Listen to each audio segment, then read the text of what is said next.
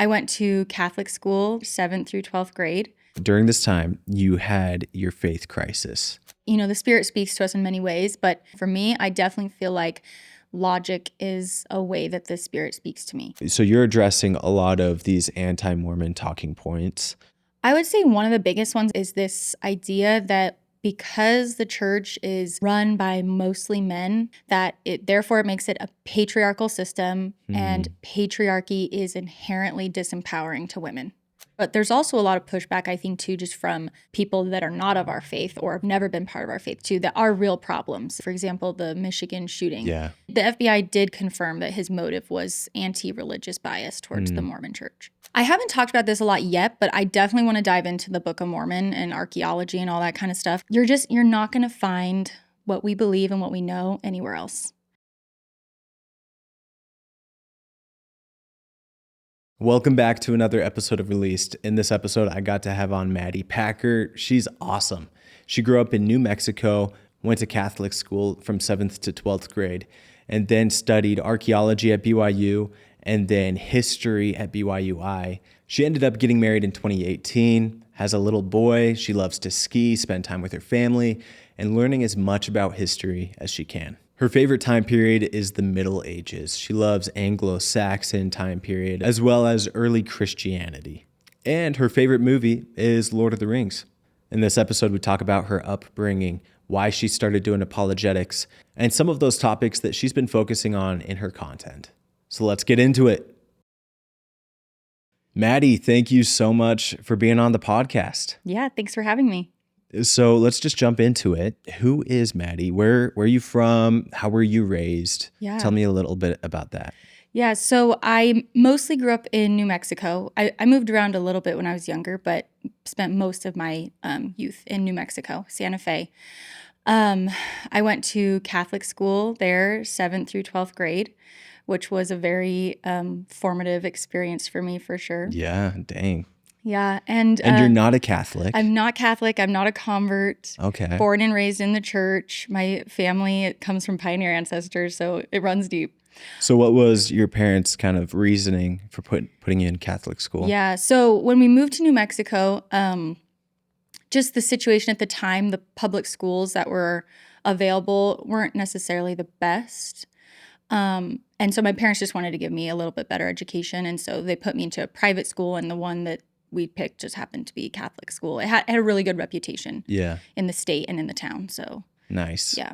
Nice. What was that like as a non-Catholic going to the Catholic school? Yeah. So what's funny is you didn't have to be Catholic to go to the school.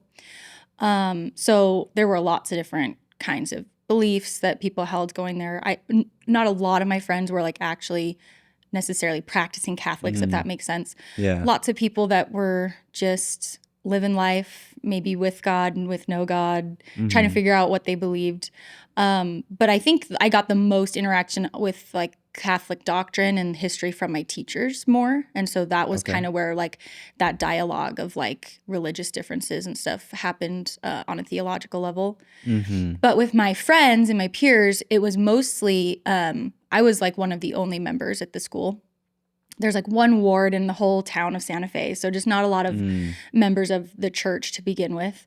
And so going to this school, I was, for many of my friends, the first member of the church that they'd ever met or even heard about. What are Mormons? What's that? Back then, that's what, we all said. So with my friends, it was actually more of trying to teach them what I believed and why I believed it. And the pushback from that side was more of like, well, it's kind of just stupid to follow these rules and these commandments in general. It wasn't necessarily like, oh, you believe in the wrong Jesus or you believe in the wrong doctrine of the Trinity. It was more just, why are you even religious at all? Why do you, why are you religious at all? Yeah, like even though they're at a Catholic school, they're like, that's I would say most of my friends weren't like strictly religious. Yeah, okay. So lots of drinking, lots of drugs, lots of sex. Yeah. So that was just normal. Crazy. So at a Catholic school, do they have some sort of honor code that you're supposed to live by? In a way. I mean, obviously the illicit things are illegal for you being underage anyways. Yeah. But there was just more of like we follow these standards of Christian tenets of being inclusive to all, putting Jesus and God at the forefront of our lives. And did they teach that in school? Yeah, Like, yeah. like even putting Jesus at the Yes. forefront of our lives? Yeah, we had, I think it was a Lasallian Catholic school. It was just a very like specific type of Catholic school. And they have like 5 core principles of the Lasallian Catholic education. And I don't remember all of them, but I know one of them was inclusion, meaning just that we love everybody, as Christ loves everybody. Not necessarily inclusion of all belief systems or anything like that, Yeah. but just inclusion of everyone as a child of God.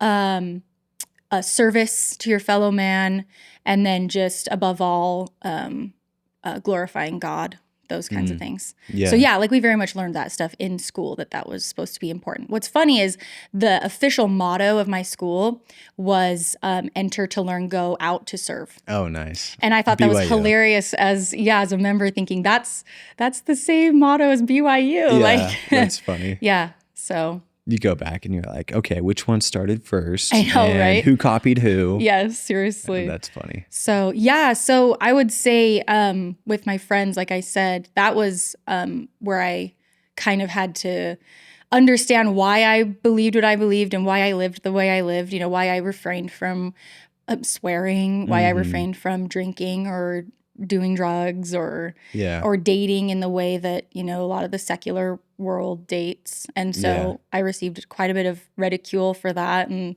I, not that I didn't have friends that respected me, but just, you could just tell that the overall kind of feeling of Maddy is, well, she's just one of those naive, kind of silly, I don't know why she lives like that, but oh well, yeah. Don't invite her to this particular party because we're going to be doing a lot of stuff. Yeah, don't be invited to any of the parties. Yeah. Dang. So what was that like on your personal testimony? Were you already sure of it at a young age? I think that everyone who grows up in the church is somewhat sure until they reach that point where they're kind of pushed on it. Like, well, what do you think? Are you just following this religion because that's what your parents told you to do? And I would say my I don't know if faith crisis is the right word, but yeah, I would say like that moment where I asked myself, do I actually believe in the church and in the gospel, probably was in 9th grade. So I don't know how old that is, like 14 or 15. Yeah. And that's when I, just with some of the pushback I got from friends and from teachers, and then just the personal, struggle. From teachers too. Yeah, just kind of, well, your church claims this, but that's not true. Or so they were more doctrine, and then your peers were more like, the lifestyle's just stupid. Yeah. Kind of thing. Yeah. Okay. And not all my teachers were even Catholic either, but I had to go to religion class every semester or trimester, however we did it. So I was attending like a Catholic religion class every day in school. Dang, so you that's kinda interact cool. with that. Yeah. And then you have teachers that are Catholic and it's very much part of their class, whatever the subject would be, whether it's philosophy or religion or English, like they'd incorporate it. But not all my teachers would. Yeah. But my Catholic teachers for sure would kindly, but still make a kid feel like, oh, yeah, I guess I do need to think about that, I guess, No, I think that's great. So, yeah. I think it's so cool, even though like we don't believe in all of the Catholics' creeds and everything, but I think it's so cool when inside of our education, we put education of religion, and not just like in a non-biased way, but also from people that like truly believe it. I think you'll learn more. Yeah. Well, you'll learn differently. Yeah. Than if it was just an objective history of the Catholic Church and what they believe. And so, from coming from like a point of conviction, for sure. Yeah. Well, and I mean, it's just interesting, like thinking back on my experience. I'm trying to remember some of the funny things that like you just do at Catholic school. But I mean, uniform is one of them. Uniform, like classic, like a little bit. It was maybe a little bit more modern. Like we could wear khaki pants, like I could wear pants, but definitely still wore skirts and Oxford button-up shirts and things like that. We attended mass regularly in school. Like they would set up our gym like a makeshift chapel, and we'd go to mass often, in school. We'd pray before every class usually, and at the beginning and end of the day, like the principal would come over the speakerphone and we'd do like a prayer to end the day and to start the day and things like that. And like Friday was the special day where we did St. Michael's prayer, because my school was St. Michael's High School, so St. Michael was like our patron saint or whatever. So yeah, just kind of those funny things were included in that experience. Cool. So I went to an LDS private school for a while, and so we had what school? Leahona. Oh, I don't know if I've heard of that. Yeah, there's a scandal. And we left. it was bad. But yeah, like collared shirts, khakis, no jeans. On Friday, you could wear jeans. Oh, really? Nice. That was Spirit Day, so you could wear. Maybe we had something like that. Yeah, too. You could wear like a St. Mike's T-shirt. So if it was like a soccer, I played soccer, so I could wear like my soccer T-shirts. Nice. And jeans. Yeah, on game day we could wear our soccer jerseys. Yeah. I'm trying to think of what else. Just funny things like that. We'd start the classes with a prayer. It's been a while. Holy cow. That's funny. But yeah, it's kind of fun. Yeah. Well, and what's interesting about being in a private school setting, especially like a religious private school setting, is you actually, where the public school kind of avoids talking about certain things in context to God and religion. For example, you're not going to be debating abortion in public school through the lens of God or anything like that. But like those kinds of current events and like cultural topics, we talked about on a regular basis because it was private school. And then also bring in the lens of like from a Christian perspective, how we view abortion, how we view, racism, or all these like hot topics of current events we talked about quite a bit. Nice. Marriage, it was very interesting. That is interesting. I love that. Dang. Okay. So during this time you had your faith crisis. Yeah. What was that like? What was the parts of your faith that you were starting to question? Yeah. Well, I guess what happened was, I just kind of came to a point where I was realizing that what people were saying to me of like, well, why are you Mormon? Are you brainwashed? Like, is it just because your parents told you to believe all of this? Like, have you ever heard of this in your history? Have you ever heard of that? Did you know Joseph Smith did this? Like, and I think I had somewhat of an understanding of these like controversial topics just because I lived outside of Utah and people talked about them, but not in any depth. I mean, I was like 15, right? So that kind of stuff just made me take a step back and go, whoa, because if it's not true and I don't believe it, then I don't want to sacrifice these, social aspects that I'm giving up in a way to live the gospel, to be cool, to fit in, just some of those things that we definitely stand out, the word of wisdom and, things like that. I was like, I don't want to go through all this persecution and mocking and ridicule if it's not true and I don't believe it, And so I think that was just a point where I decided I needed to like know if it was true, because if it was true, then I was willing to take the mocking or whatever it was. I was willing to go through that if it was true, because obviously the truth should be above all else, right? In my mind at that age, that's what I thought. But if it wasn't, then I was kind of doing it for nothing, I guess, if that makes sense. Like definitely the social pressure really made me think. Especially at that age.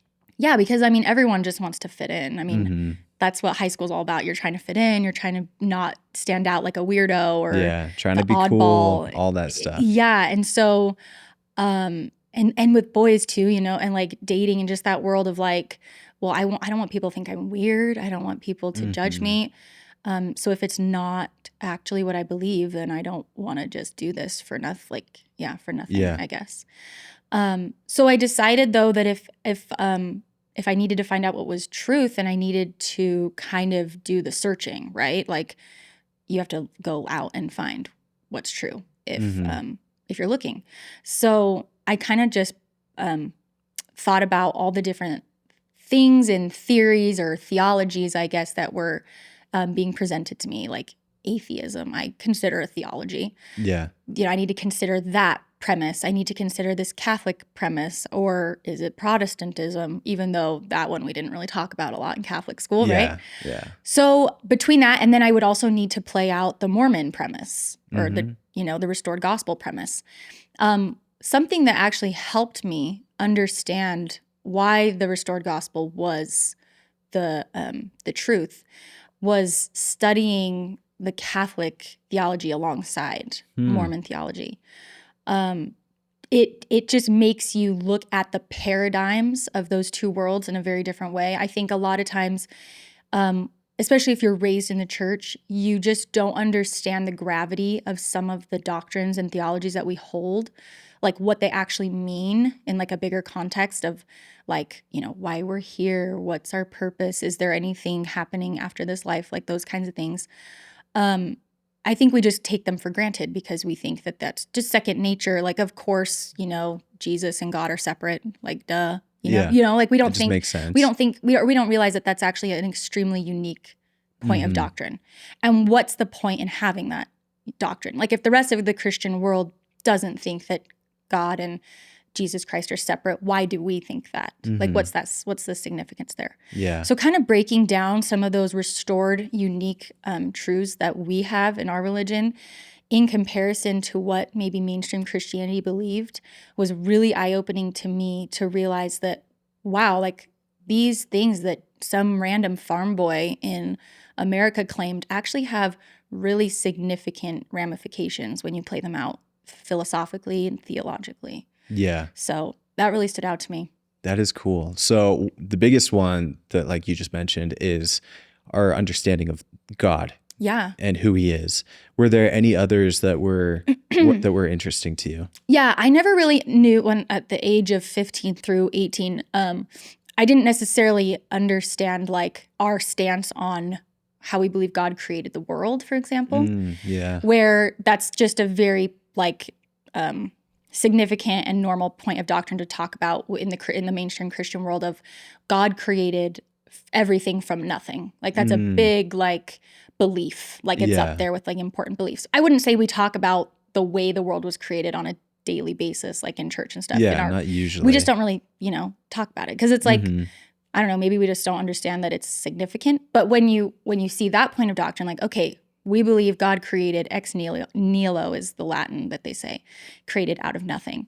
Our scriptures actually specifically reject that idea. And we believe that God actually organized and created everything from existing material. Yeah. And it's like, why, again, it's like, what's the point in having that such drastically different doctrine? Well, it's because it actually has really significant consequences if you play it out. If God created the world from nothing, you could argue that God is not a just God because he created evil.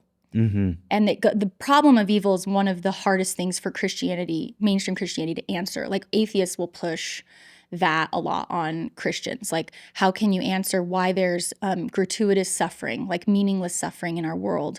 If God is all loving and all powerful and all just, why does he allow evil? Well, if you take the stance that he created the world from nothing, then you have to take the stance that he designed evil and he designed the world to be that way. And he's okay with suffering, right? And it's not just a natural law. Correct. It's just he designed it. And it's interesting because like Adolf Hitler, like in our theology, we are eternal beings. Right. We were intelligences before we were spirits, before we were humans. Yeah. And in mainstream Christianity, they're saying, no, we were just created out of nothing. That means he created the devil. He created Hitler. He knew exactly what was going to happen. And also, it's kind of interesting. Mainstream Christianity almost feels like they treat God in like these weird paradoxes where he's absolutely all-knowing, but he somehow made the mistake of putting an Adam and Eve right next to the Right. Like, tree why would of he knowledge of good and design evil. them to break his laws Yeah. if he didn't want them to? He could have kept them from doing that, right? Yeah. And to Or the at rest of the least- world, that's like the worst thing that ever happened is Yeah. Adam and Eve. Correct. Like, it was a mistake. Mm-hmm. And it was a horrible mistake, and everyone's cursed with original sin because of it. Yeah. Yeah. That the original plan in mainstream Christianity was that we all lived happily in the garden. Yeah. So It's so interesting. So yeah, so that's what's interesting is when I'm taught that premise of God created from nothing, and I think, okay, is that what we believe? Let me go look, let me go check. So I'd study, what do we believe? What does my faith believe? Well, we don't believe that. We believe that God created the world out of existing matter, which implies that there is a natural reality and law that exists independently from God. Mm-hmm. So that paradigm allows God to remain a just God and a perfectly loving God, because what it's telling us is that there are just natural, like you said, natural realities of just existence that God isn't necessarily controlling. Yeah. That he works with those natural realities to provide us the best possible way to become like him. We can say it's the best way. It's the only way to navigate what's already inevitably there. And evil just being a natural consequence of the power of agency. Yeah. To a lot of Christians, that sounds like we're demeaning God. Yeah. That he didn't design everything, that he didn't create everything out of nothing. It's like, oh no, God can do that. He's outside of space and time and all of this stuff. And once you get to that point, like if you believe that, then you cannot wrap your mind around it. And so therefore, of course, God is unknowable. There's no Right. way we can know somebody that can create something out of nothing. Right. Which kind of just distances him way more than it would for our theology, because we're seeing somebody that's working within the bounds that he has set.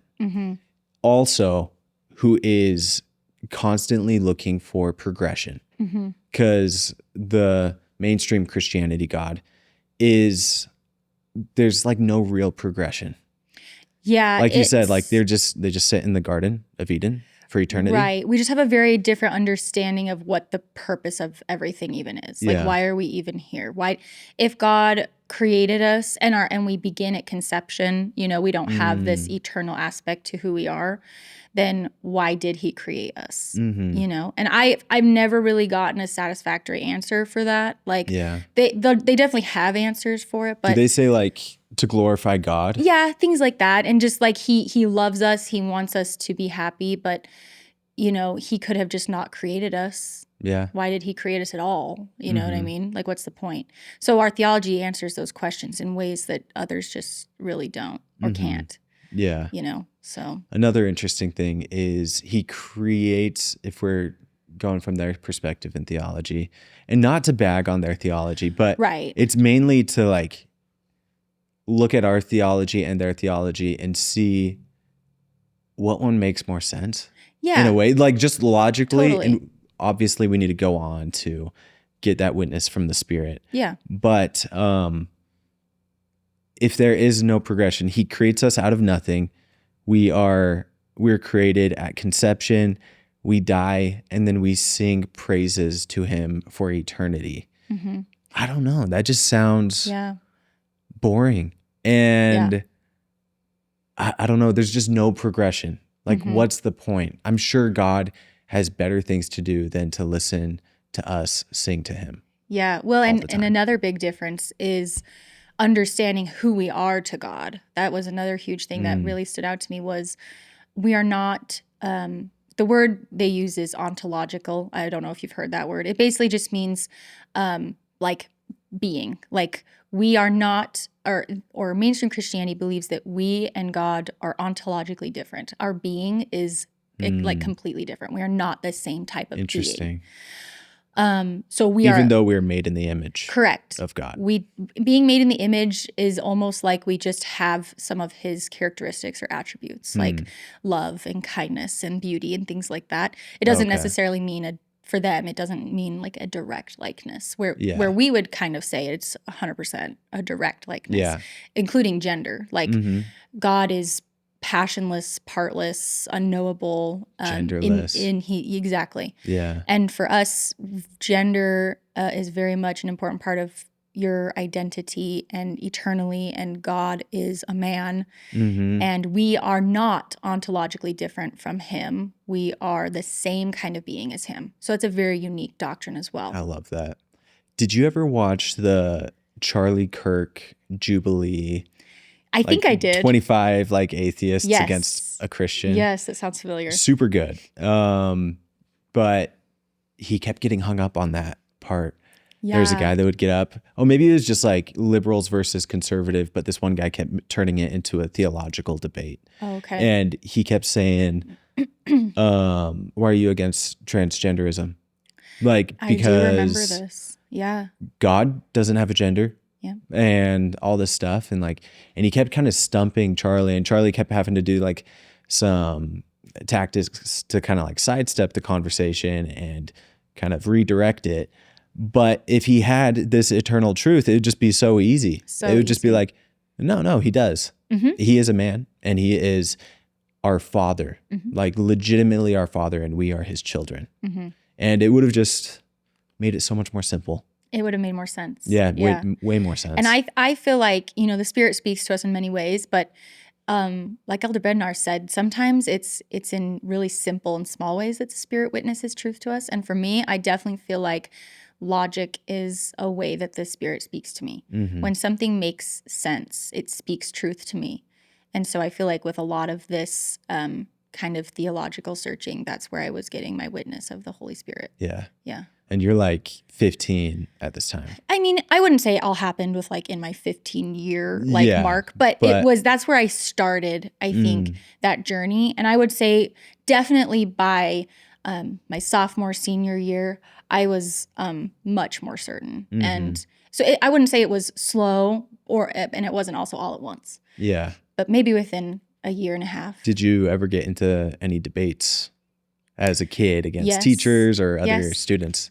Okay. I would get into debates about things like, I remember asking my theology teacher, who was he was one of my bestest friends. I don't know if it's the right word, but he was kind of like a mentor. I just really respected him and looked up to him. And I had a really unique, just kind of connection with him. We just could really jive. And he really respected me, which was super awesome. But obviously very staunchly Catholic, so he wasn't going to budge theologically, right? But he totally respected having these dialogues, and he enjoyed them. But I remember one thing asking him about, as I guess maybe I was 16, was if God is not physical, if he doesn't have a body, then he was they call it the incarnation of God, Jesus Christ becoming man. It's called the incarnation. If he became a man and he had a physical body, and we believe a very important part of Christianity is that we believe he was resurrected with an eternal glorified body, where did that body go? Where is he now physical after Christ? You know what I mean? And I don't remember the exact reason he gave as to why God's still not a physical God, but I remember thinking that made no sense. It was probably something having to do with Aristotelian or Platonic philosophy as to essence and substance and all those fancy Aristotelian, words. Platonic, Aristotle, and Plato, so Greek philosophy. Would that be kind of how would that tie into this? Into what he was explaining to me, just because I understand, but the audience might not. Right. So just because a lot of Christian theology rests on the Greek philosophy, just because back in the early Christian church, it became so heavily, the word is Hellenized. It basically just means Greekified. The Greek world influence and the Greek worldview just really heavily influenced Christianity as it kind of spread east. And so many philosophies that were held in understanding God and matter and nature and good and evil and things like that were meshed into Christian doctrine really early on, including things like the Trinity and just these ideas of, is God physical, non-physical, because the Greek worldview believed that the physical was inherently evil and corrupt, and the spiritual or like the metaphysical nature of something was uncorrupted. So if God is God, there's no way he could be physical, because physicality is almost like inherently evil. Just things like that, just ideas like, and I'm totally oversimplifying like a ton of deeper, conversation. But yeah. There's a lot of nuance, and Totally. it kind of goes, it's interesting. Actually, we'll probably get into this later. So, okay. So you kind of got into these kind of theological discussions, kind of debates with these teachers of yours. Yeah. And that's great that they respected you enough to kind of listen to you, hear you out. And I love that. I love a good theological debate. Yes. And I have a lot of I love learning about ancient Christianity and just like the history of Christianity throughout the ages. And I have a lot of love for it just because it is so fascinating. And so I definitely don't ever want to disparage, For sure. oh, it's so dumb. It makes no sense. But at the same time, in contrast to the restored gospel, it obviously falls short. Yeah, for sure. Yeah. Yeah. Did you ever watch, this is another Jubilee, Alex O'Connor's? I did. Yeah. Yeah. That one was great. That was. First off, he kind of destroyed everyone. He did. It's unfortunate. Until a Latter-day Saint got up there. 2 Latter-day Saints. And they had the best logic and reason talking to him about it and the nature of God and who we are. And like you said, when we're growing up, and this is just part of our lives, we might take it for granted. Yeah. Our theology and our doctrine. And we're just like, oh yeah, we're all children of God. Yeah. Right. Doesn't everybody know this? Doesn't everybody know this? Yeah. It makes total sense. But a lot of people don't. And so Alex O'Connor, he's debating a mainstream Christianity, this creedal Christian theology and perspective. And when a completely different perspective of Christianity was presented, he was stumped in ways. And he even took a step back and he's like, that is a great point. Which props to him for being what's it called? Just intellectually honest. Yeah. And being like, oh yeah, that's a great point. And so it's just so interesting. Well, and even I think it was Jacob Hansen that told him on that show, if you look at, he called it the cosmology of the restored gospel, or just kind of that theological paradigm that we hold is so different from the mainstream Christian paradigm that you can actually engage. Like Jacob Hansen was basically saying, you can engage with these hard topics in a much different way because of what we believe that is so different. We can actually answer the question of or at why least is there provide bad in the world, or a better answer. A better answer. Yeah. Why is there pain in the world? Why do animals have to have suffering? Right. That was his main point. Yes, the gratuitous suffering is a huge, and just the problem of evil is a really big argument against Christianity that atheists use. Man, so cool. Yeah.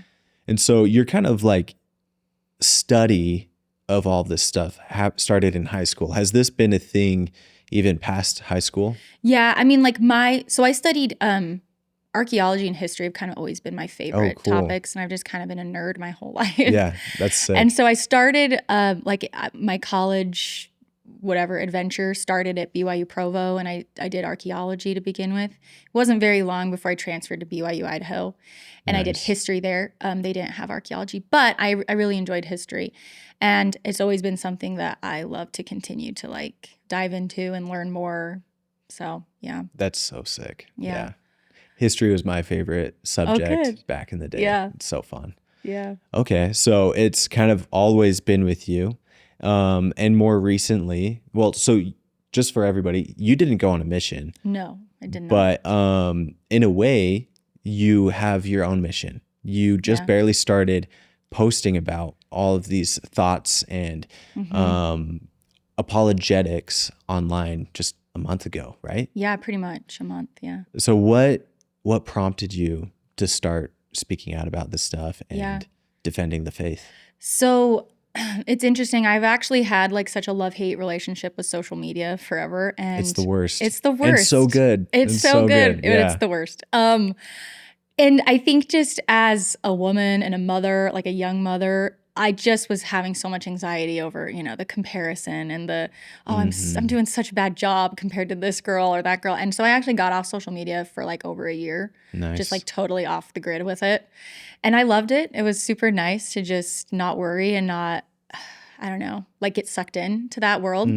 But in the recent like few months, there's just been a lot happening in the world. There's been a lot happening in our church.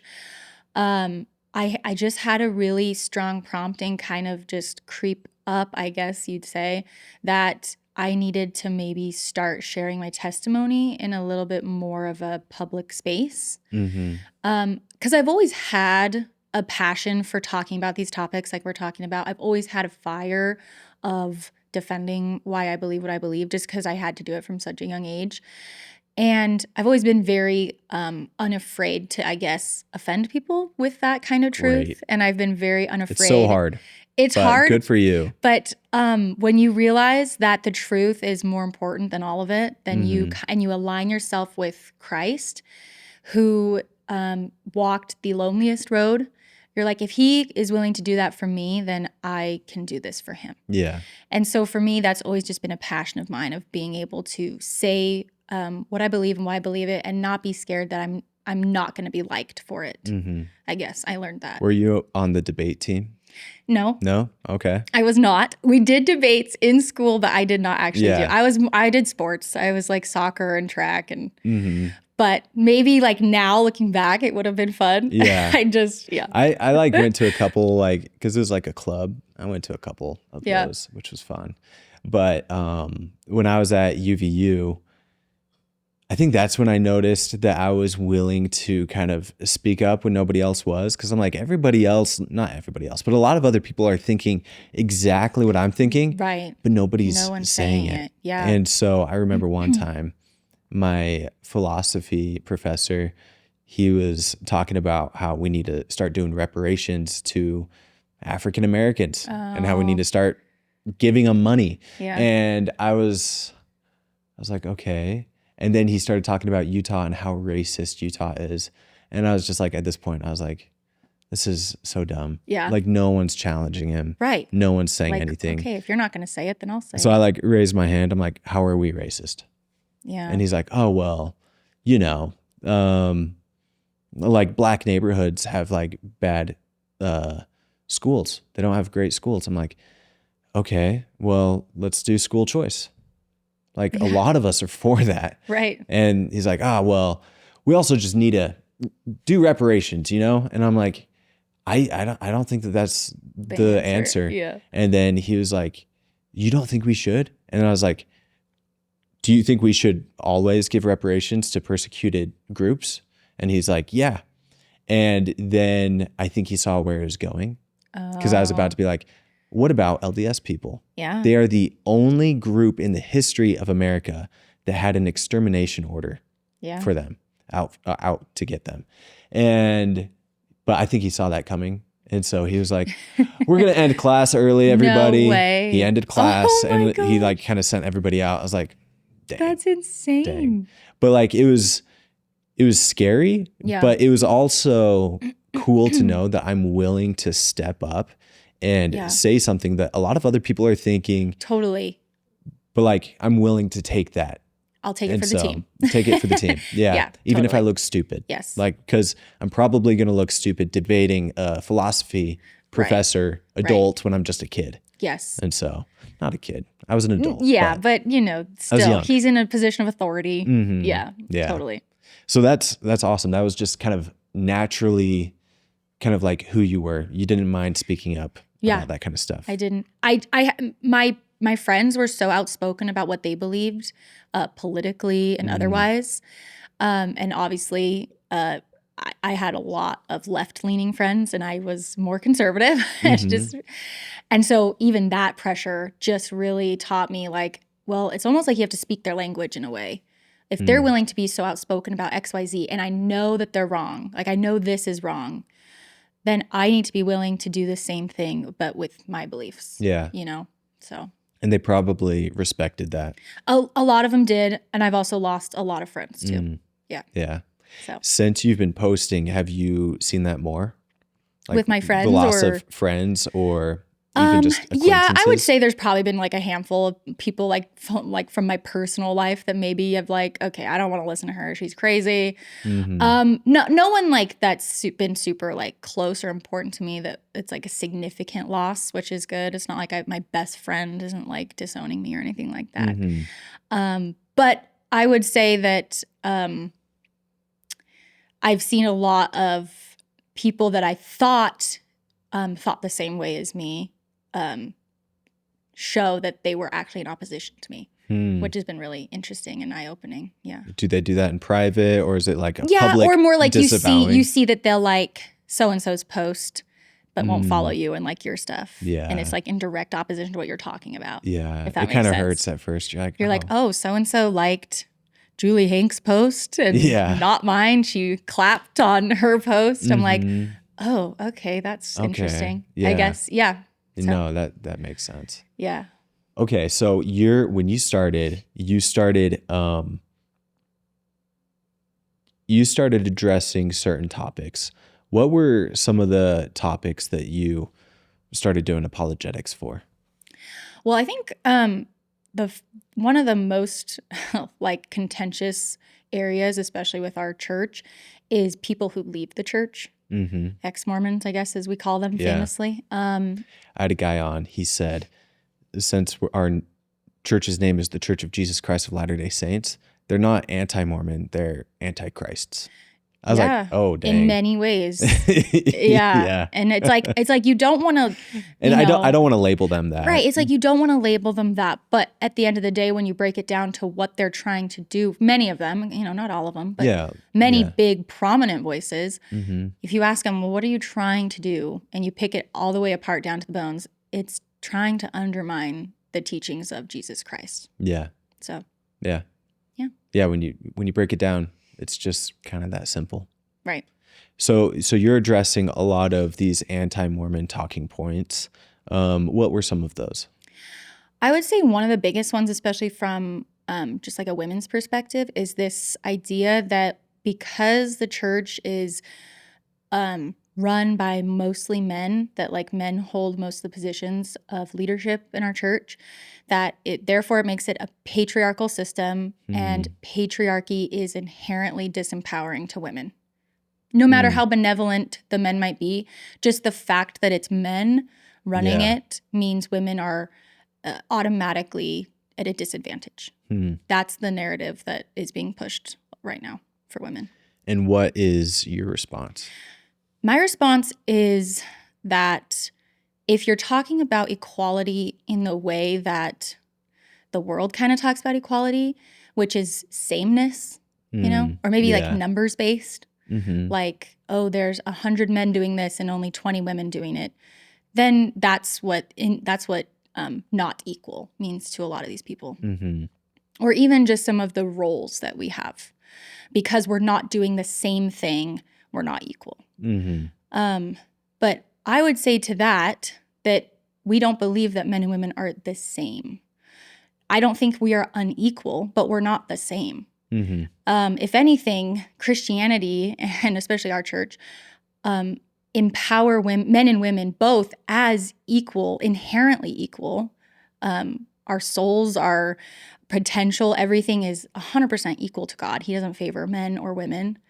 But just going back to this idea that he did create us as different people. Like women and men are different, and it's something we believe, and it's important that we're different.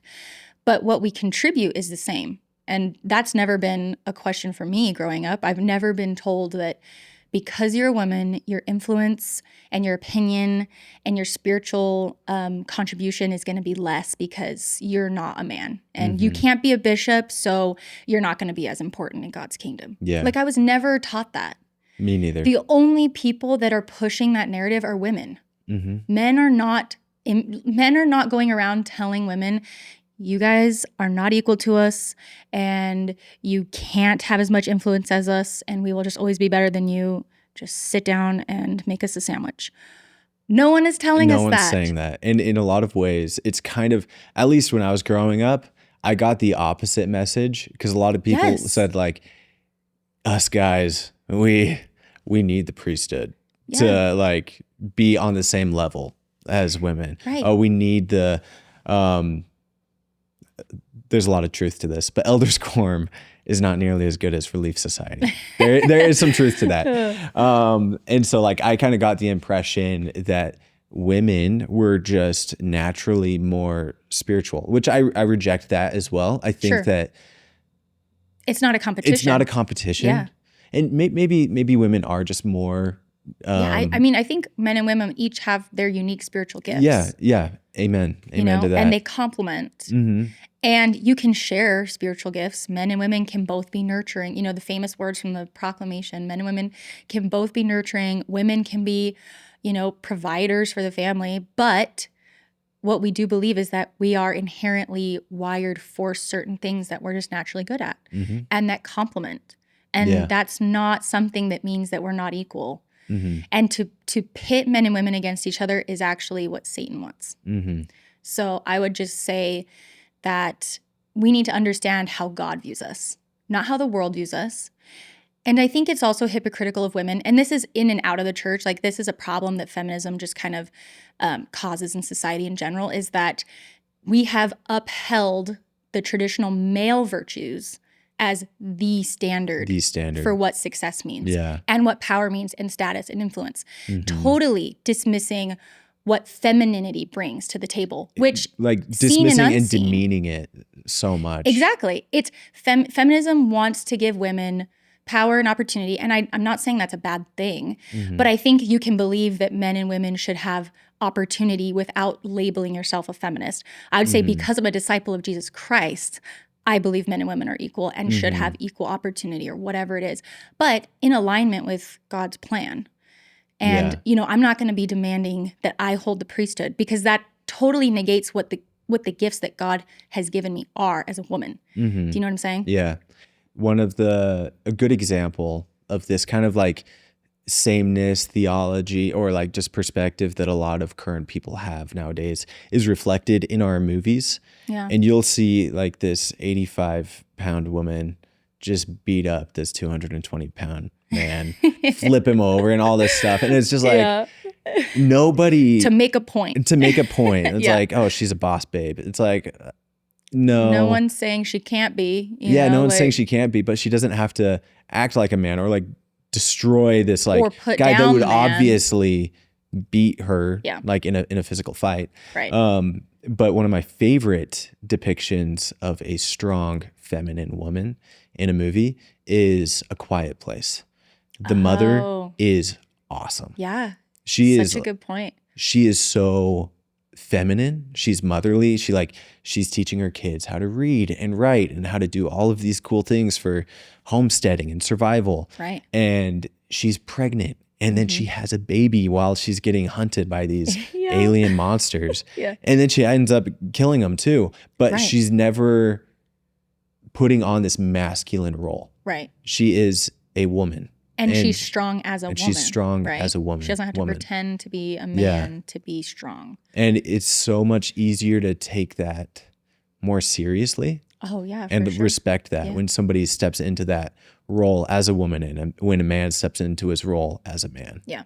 And so, just one of my favorite depictions of that in like modern movies. Yeah. Yeah. And I don't remember who gave this talk. I really should because it's a good one. But it's someone in the 70s or something. He talks about how women are inherently given priesthood power. I mean, we know this just because of the unique calling of bearing children, I think. But women inherently have a power to be saviors of men, he says. And I think that's through the world of motherhood and nurture and influence. Women have a unique gift for influence, as we've seen in our world especially. But men, they are given the power to be saviors of men. And that's not saying one's better than the other. It's just saying it's different. It's just different. And let's tap into our unique God-given gifts. And instead of, competing against each other, let's try, as we try to come closer to God and understand ourselves as God sees us, we will become better towards each other too. We'll treat each other with more respect. Yeah. And I think that that's the goal, So. Like you said, like Satan's goal is to separate the genders, Yeah. destroy families, separate us from Christ. But as we like go closer to Christ, like me and my wife, if we have our goal on Christ, we're going to come closer together. Yeah. Inevitably. Yeah. And I just pray for those people that like the hardcore feminists, that they can know that men aren't against them. Like we're on the same team. Yeah.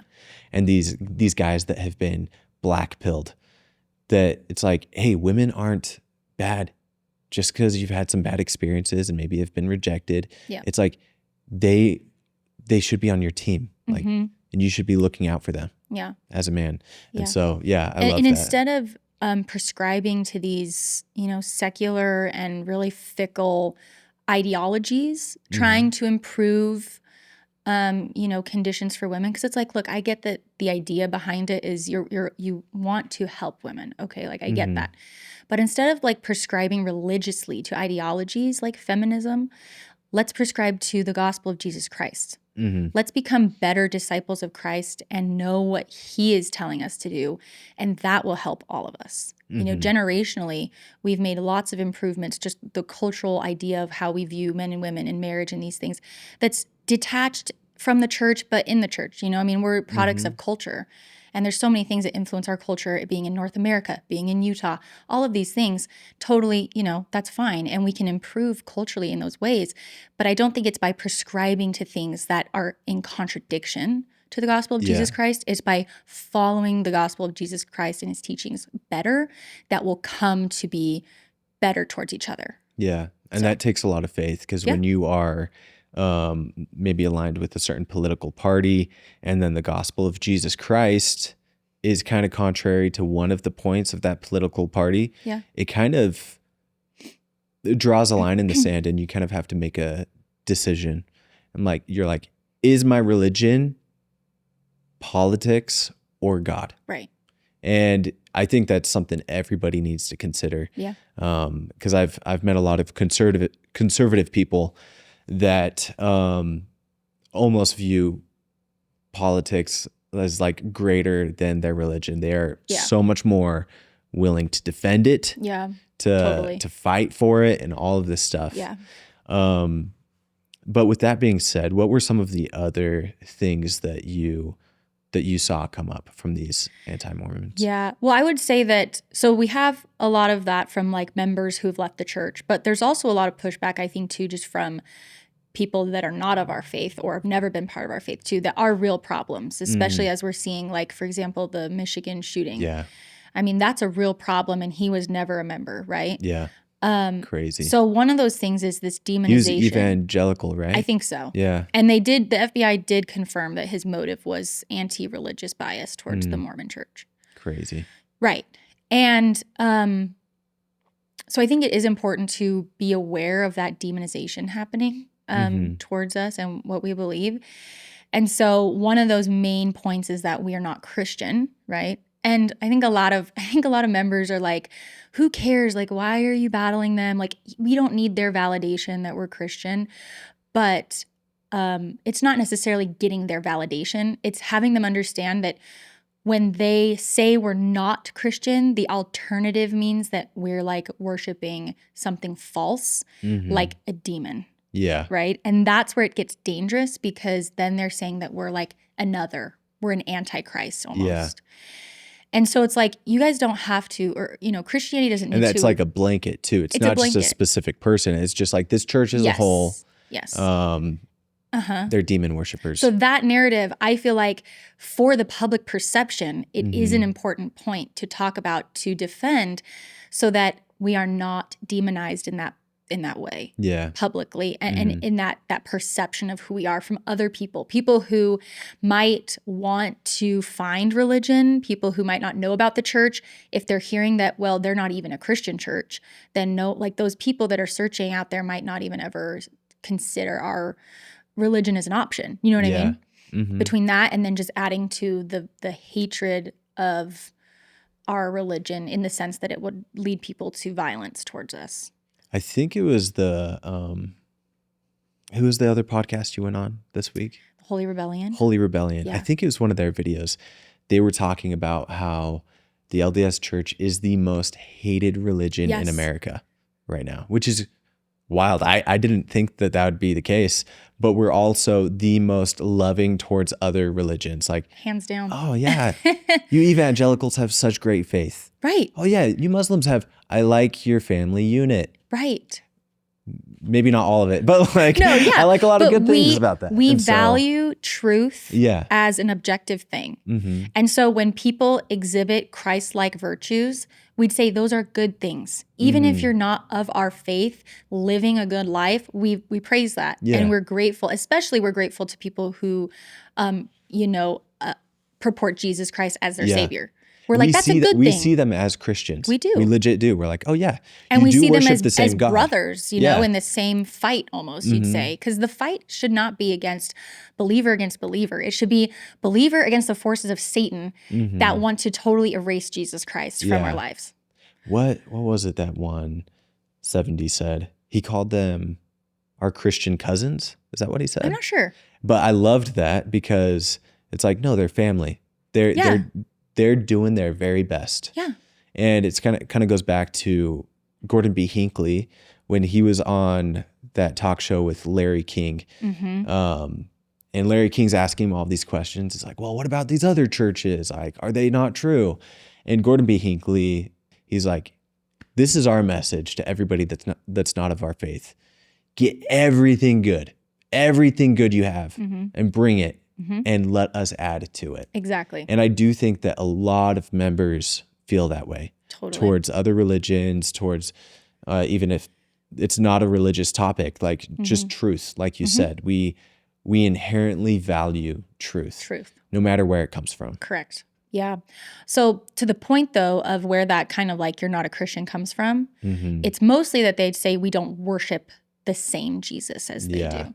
And it which I think is a cop-out. It is. It's a total cop-out. They don't like us, so they have to come up with something. Totally. Because I would say that the point that they use to describe that is such an arbitrary point. Yeah. Considering theological debates that have happened historically within even mainstream Christianity about the nature of God and Jesus Christ. Exactly. So I would say, let's pick a different point of commonality, which should be centered on Jesus Christ, right?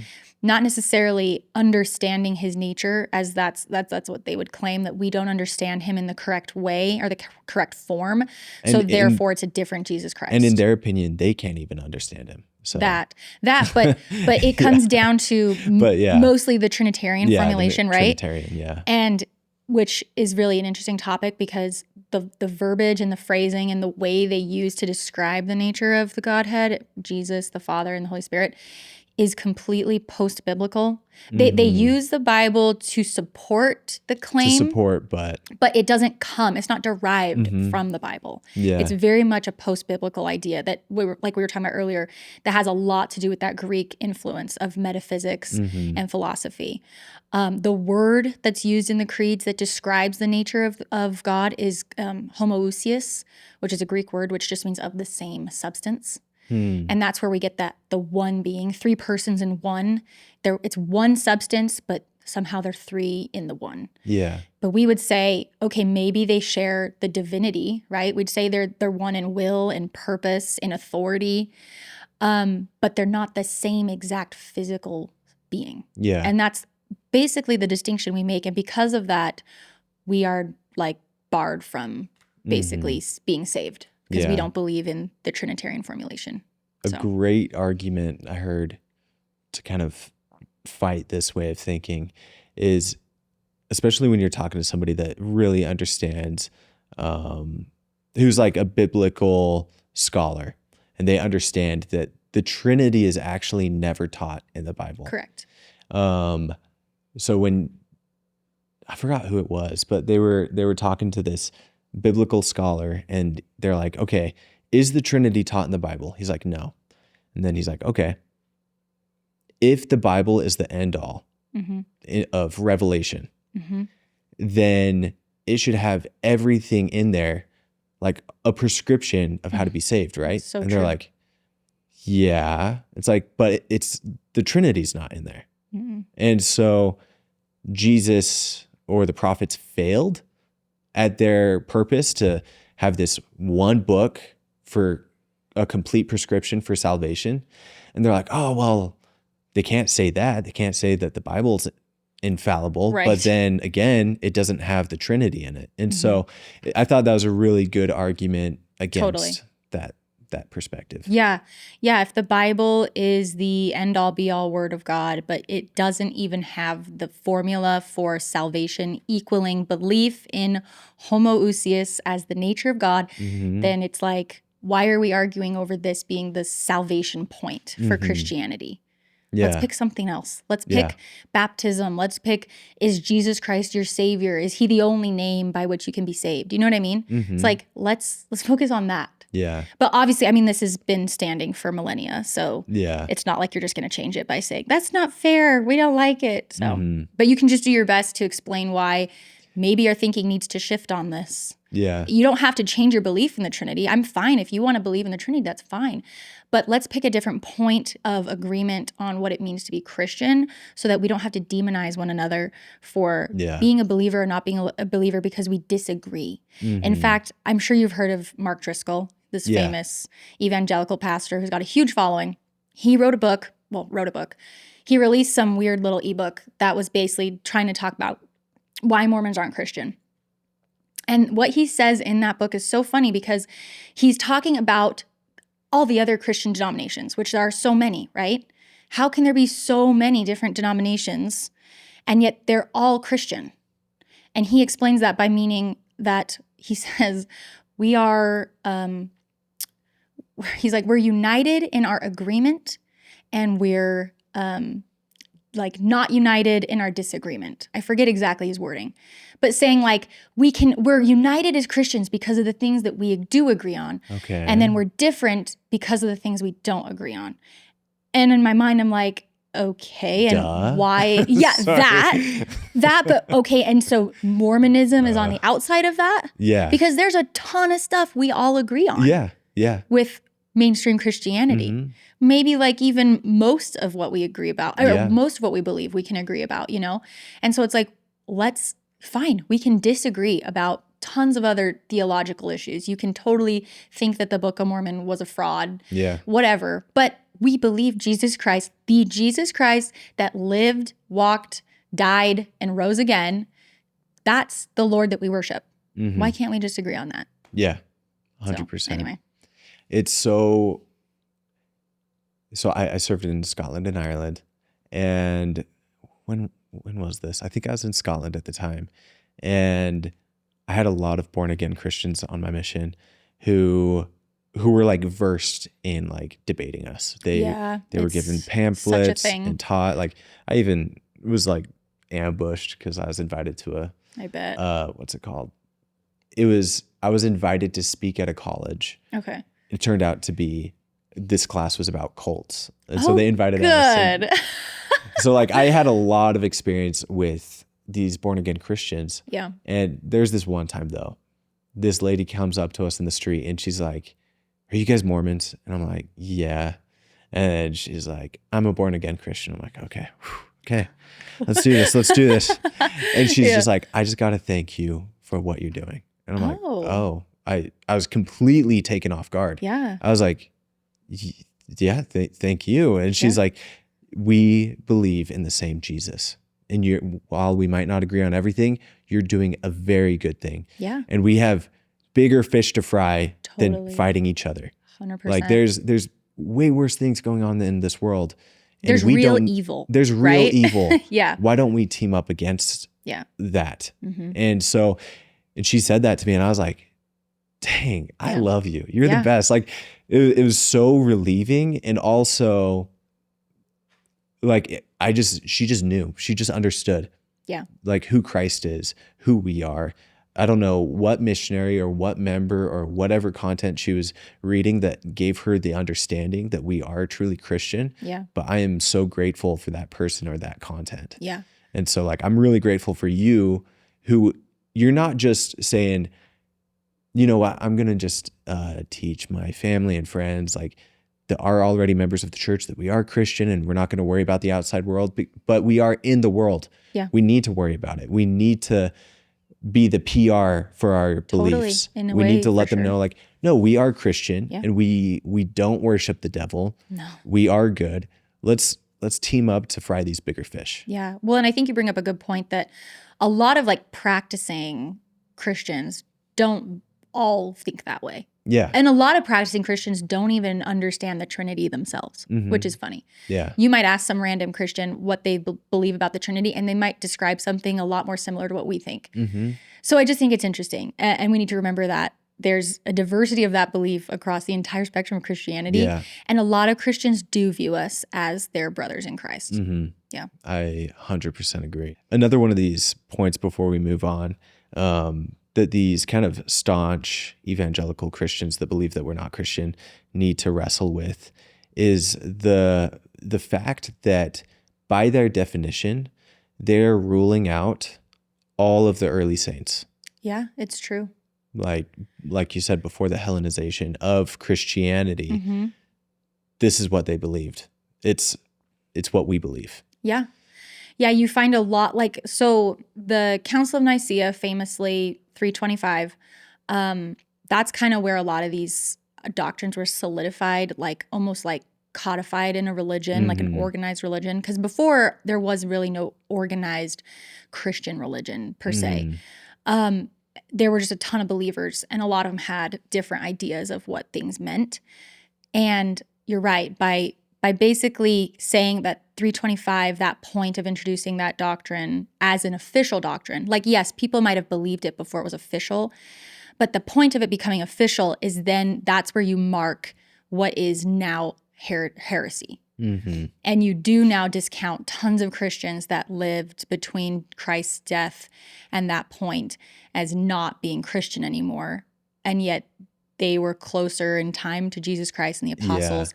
And how can you condemn them when there was no official church until that point? So it's just problematic in many ways. It is. It is. So interesting. Okay, so we've kind of covered some of the Exmo talking points with gender equality. We've covered some of the more evangelical talking points of us not being Christian. Are there any other subjects that you find yourself responding to? I haven't talked about this a lot yet, but I definitely want to dive into the Book of Mormon and archaeology and all that kind of stuff, because I feel like it's a huge point of totally forget the Book of Mormon. There's no archaeological evidence, so it's like totally not true. Yeah. And I would say to that, like, yes and no, there's not archaeological evidence. But I would also say that not a lot of times is it ever an argument about the actual content of the Book of Mormon and like the actual story or the actual, crazy parallels to ancient world theology and understanding and connection that the Book of Mormon has. And we don't know how to explain it other than some type of miraculous intervention for translating that book. Mm-hmm. You know what I mean? Yeah. So I definitely say, like with the Book of Mormon, it's 100% a faith thing, because you have to read it and you have to understand it through a faithful perspective to believe that it's true. But I do think that there is really compelling evidences to support the claim that it is true. Yeah.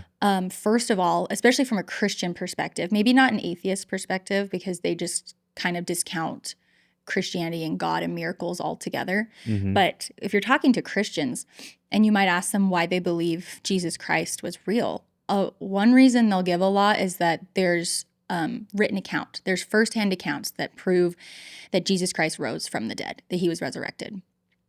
Those are like kind of up for debate for how many of them there really are. Yeah.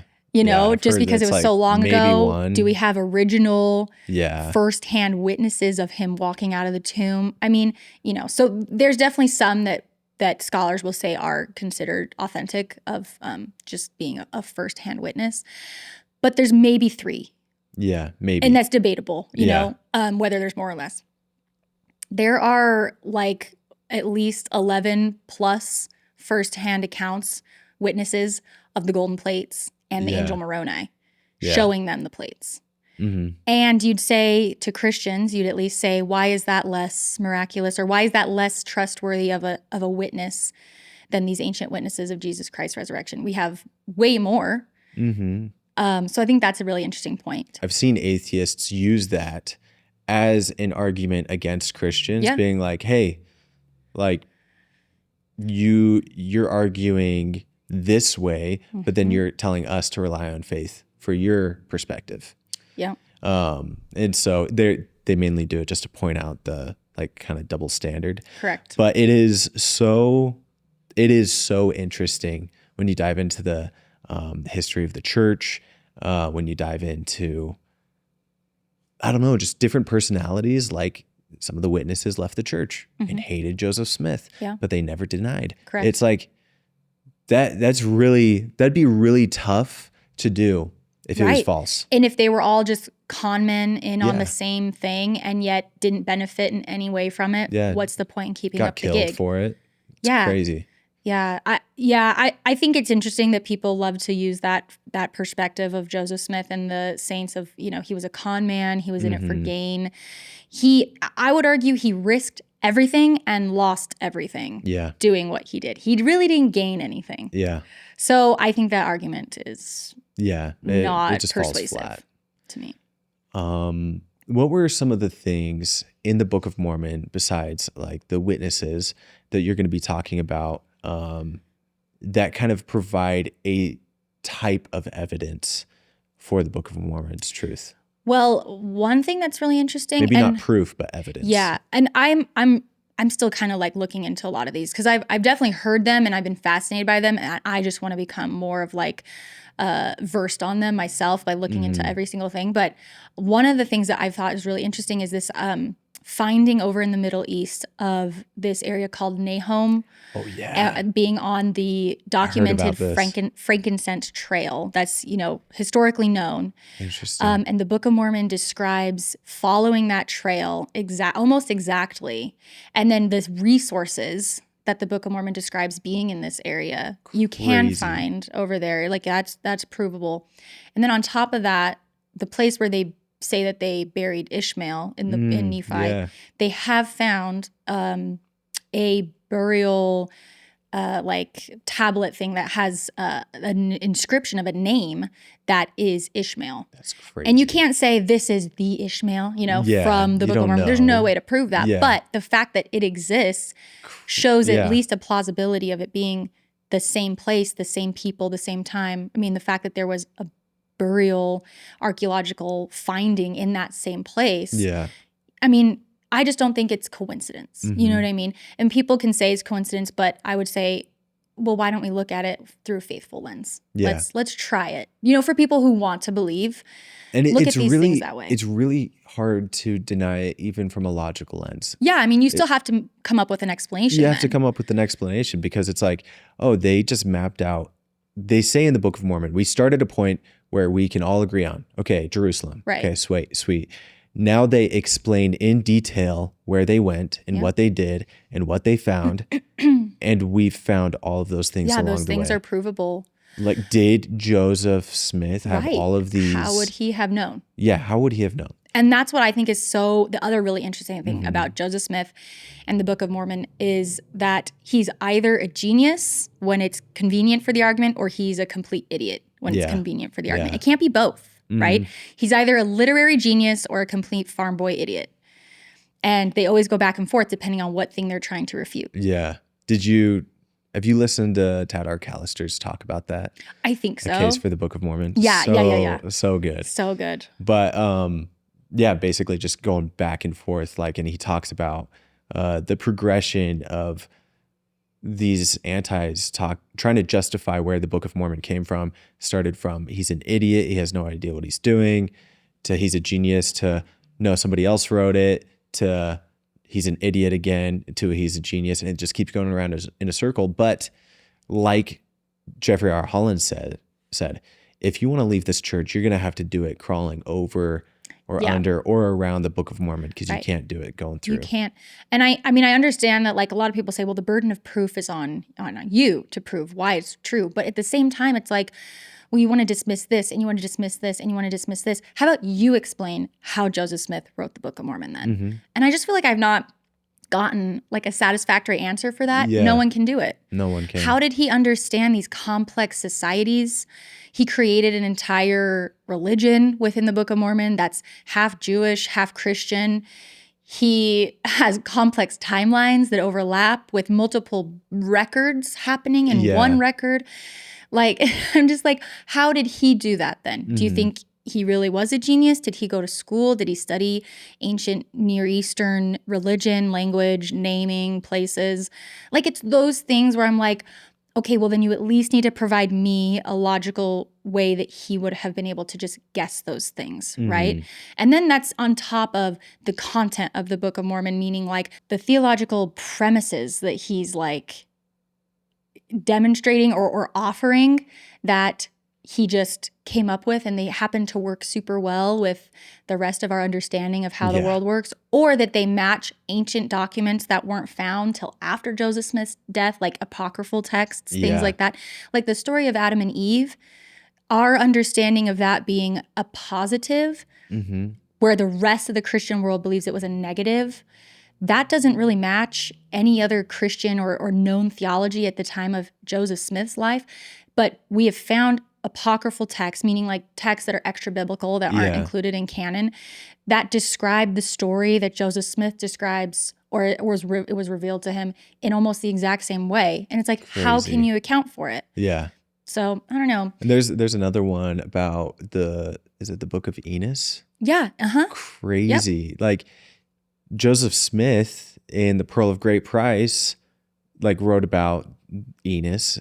Enoch. Oh, Enoch, sorry. Yeah, Enoch. Enos is in the Book of Mormon. Wait, I'm saying that wrong. But Enoch, yes, the Old Testament prophet. Yeah. And he like laid out all of these things and events and even geography. And then later on, after Joseph's death, they found these apocryphal texts. And then it aligned exactly. Even like the verbiage. Yeah. Like the word, I think one of them was like calling Enoch a lad. Is like one of these very specific, like textual, like choices of word or whatever that's like so unique, and it matched directly with these ancient documents. And it's like, how would he have just guessed that or done that, not knowing? And then that's on top of that, just one more point. Yeah. On top of that, if you actually want to talk about like archaeology, like hard evidence, the interesting thing about South American archaeology is that we don't have a ton of it done. Like something like less than 1% of the South American continent has actually been archaeologically excavated. Yeah. Mostly because it's like dense jungle, and then the climate is that which it doesn't preserve anything very well. Like paper wouldn't be preserved, organic material wouldn't be preserved very well. Where in the Near East, dry, arid, sand, that's going to preserve things like papyri a lot easier, which is why we do have so much archaeological evidence coming out of that region, right? Yeah. So, and then on top of that, even just in the field of archaeology, when you discover, like they call it like material culture, just these things that are laying around that you find that belonged to culture. But when you're just looking at for like a pot, for example, you can't really tell a lot about the people that use the pot just from the pot itself. The thing that provides the context for what you're actually looking at archaeologically is often coming from extra context through written records and things like that. Not always, but a lot of times. especially trying to differentiate between certain groups of people that shared space. Yeah. A lot of times you're not going to be able to say, well, a Nephite used this or a Lamanite used that unless you're able to somehow have an extra context that's adding that in, like a written record. Yeah. So the other interesting thing about that is in the Americas, there aren't a ton of ancient language and records that we've found or can decipher. Yeah. I think there's like half a dozen, maybe. Like, don't quote me Dang. on that. But there's only like less than 12 ancient languages that we found, like pre-400 AD, like ancient, that we can, one, decipher, and then two, find like in plenty to put a story together. The only one I think that we know how to fully decipher is Mayan. Oh, interesting. So honestly, a lot of finds are going to need, like, we're just going to need to understand ancient Mesoamerica in general much better before we just say this didn't happen and this didn't exist. Mm-hmm. You can't equate the absence of evidence as evidence of absence. Yeah. You know? Love that. So. Yeah, and even like the anachronisms that were listed like there's a ton of anachronisms. I don't know the number. 200 or something. Yeah. And they've cut at least half of them down. Yeah, I think it's down to like 60 or something. As research has gotten better. It's just wild. It's like, oh no, there was no concrete. Sorry, they found concrete. Exactly. Oh, Jewish people or Middle Eastern, whatever, they didn't know how to work in steel. Actually, they did. Yep. And there's been swords that have found steel swords. And even the horse thing, this is still up for debate. Totally. But there's a lot of Native American tribes that were like, no, we had horses before the Spanish came. That, and I believe they're finding DNA evidence of things like that. It's starting to come out more that's more plausible that there could have been horses here pre-Columbus. Dang. So that's crazy. It's like, that's the thing with archaeology is you can't just say something isn't true until you actually fully look into it or realize that you've found everything. Mm-hmm. And I don't know when we're going to find everything. But, for example, the city of Troy, the backdrop of the Iliad, the famous battle, the Trojan War with the horse and everything, it was believed up until the 1800s that city was a complete myth because no one had found it. And then archaeologists discovered it and said, oh, it actually was a real place. And this war likely was a real war, not just a story. Dang. So it's like, we don't know what we could discover next, and I would rather be someone that has an open mind. Like I want to know and I want to find. Yeah. I want I'm down to know, see if Atlantis is real. Right. That sounds it's like, great. Maybe it is. Yeah, who knows? Yeah. We can't know until we find out, you know? So it's like, I don't know. That's why faith is so important because it's wanting it to be true. And just in that waiting that the Lord has for timing. And in many ways, we might never find this conclusive evidence that the Book of Mormon is 100% authentic just because if we did, it would change. It'd make it too easy. Exactly. Yeah. It would be like, well, 100% Joseph Smith was a prophet then. Yeah. And 100% the Church of Jesus Christ of Latter-day Saints and it wouldn't take the faith. The true church. Exactly. Yeah. So faith is actually super important because it makes us have to willingly choose something. Mm-hmm. If we do something with a sure knowledge, it's not really a choice. Yeah. Which is interesting. And God values our free agency above all. And he can't coerce us to believe. We have to choose to believe. Yeah. And faith is what allows us to choose to believe. Oh, man, that's beautiful. So. Oh, man. I'm trying to think of an analogy for that. Like you cannot choose unless you're unsure. Exactly. Because it's like the analogy I like is if you're at work and your boss is in your corner in your cubicle or whatever watching you work, it almost is forcing you to do what you're doing the right way, right? Yeah. Because he's watching you directly right there. Mm-hmm. If he's not in your cubicle or whatever, he's not watching you, you have to make the choice from within yourself to be working and being productive and doing the right thing. That's kind of how God is with us. Mm-hmm. If God just showed us everything and gave us everything and it was, a no-brainer that this is right, this is wrong, we would actually not have a real choice because it would be obvious. Yeah. And if we're not, the whole point of becoming like God is learning to choose to be like God. It can't come from someone forcing us. We have to choose to change to be like God.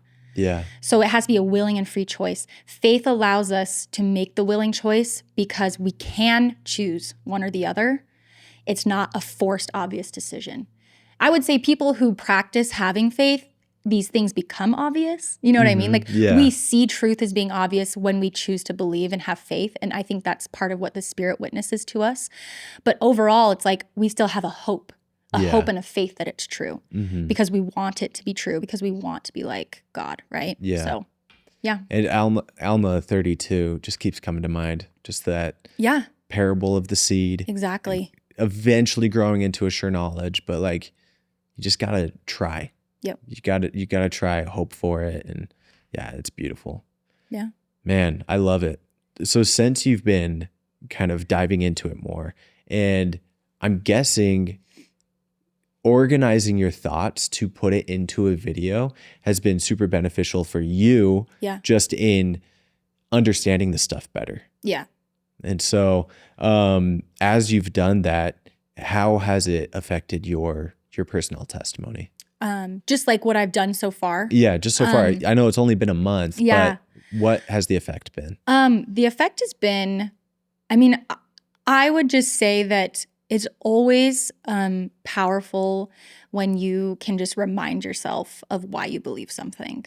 Just search your heart, search your memory, search those experiences that you've had that are personal between you and God, and remember why those things that He witnessed to you were so significant and so meaningful to you. So for me, it's been kind of like relearning or re-remembering why I believed what I believed in the first place.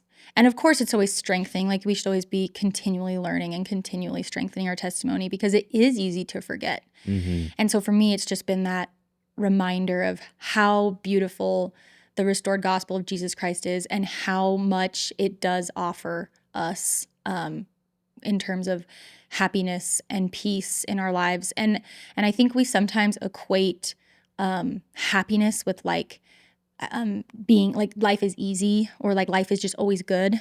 And that's not what happiness means, at least not in the gospel perspective.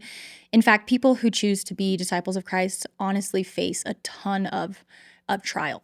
Yeah. And it takes a lot of sacrifice and you have to endure a lot. I mean, I think that's why the commandment is endure to the end. It's not like you're going to just have rainbows and butterflies because you believe in Jesus Christ. You will take upon yourself enemies and you'll take upon yourself trial and burdens that come with following Christ. But the promise is that Christ carries those burdens with you. And if you can endure to the end, having that steadfast faith in Him, your reward will be eternal peace and eternal happiness. So, dang. Yeah. Well, before we wrap up, this podcast is for return missionaries, helping them transition home successfully. If you had any advice for these return missionaries that are coming home, who might be facing a faith crisis, what would that advice be? I think the unique thing about being a missionary, like set apart and going on this 2-year or 18-month journey, is that you witness a lot of conversion that you don't necessarily get to just being a normal person every day, right? And I would just say, from a missionary perspective, if you're ever doubting or having a crisis, like you say, try to remember what it was that you gave to those people that made them so excited or willing or happy, grateful that they were introduced to the restored gospel. What was it that you shared with them that made that changed their life? I mean, it's life-changing. Yeah. So just try to hold on to those and remember that that's for you too. That the restored gospel of Jesus Christ is 100% life-changing in every way, and that it ultimately is the best and the most reliable way to follow God and to find your potential and your happiness. And I just know from personal experience, like you're not going to find what we believe and what we know anywhere else. You're not going to find that place of just peace and comfort that comes from understanding who you are and why you're here better than the restored gospel of Jesus Christ. Yeah. If people want to follow along with your content and learn more from you, where can they find you? Yeah, so I'm I'm hoping to get a YouTube channel up and going, but right now I'm just on Instagram. The Sure Foundation is my handle. My name's Maddy Packer. And I also have a TikTok, same handle, The Sure Foundation. But hopefully I'll be able to put out some more content on other platforms. So awesome. Yeah. Well, Maddy, thank you so much for coming on. Thank you.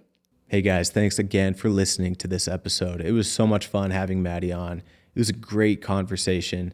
So again, if you want to follow along, click the links in the description to go to her Instagram and TikTok. If this episode has been meaningful to you in any way, please share it. Subscribe, leave a comment. It would mean the world to me to know that it's actually reaching the people it needs to reach. And remember, God is good and is planning on your success. And though you've been released from your mission, you've not been released from your ministry.